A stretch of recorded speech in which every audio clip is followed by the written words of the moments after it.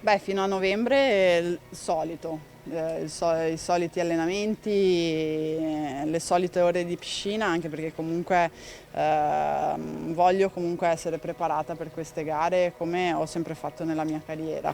La forza e la determinazione sono quelle di sempre. Federica Pellegrini, dopo le emozioni di Tokyo, guarda il suo ultimo appuntamento d'atleta, l'International Swimming League di Napoli, in programma per l'autunno, l'ultima sfida di una carriera divina. E allora eccola in piscina a Jesolo nel suo ultimo giorno di vacanza ad allenarsi come se niente fosse. Qui sul litorale veneziano Federica è di casa, la testimonial più autentica.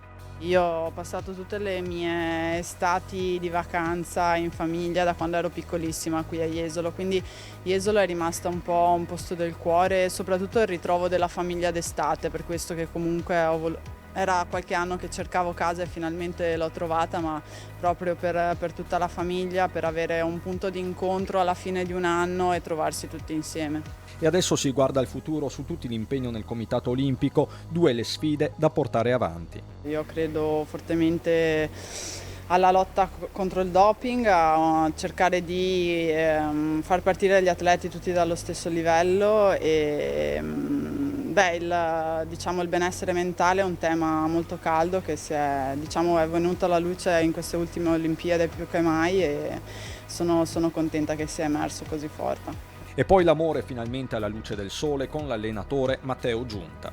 In questi momenti è logico che siamo allenatori e atleta, poi ci facciamo i fatti nostri, ecco, siamo abbastanza riservati da questo punto di vista.